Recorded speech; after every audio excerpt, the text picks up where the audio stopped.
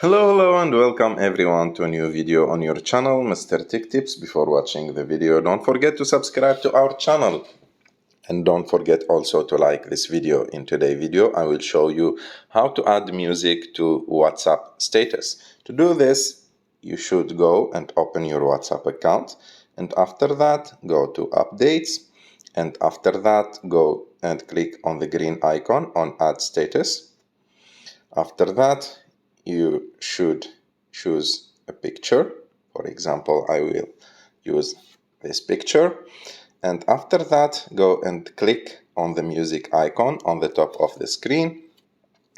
After that, choose the song that you want to put.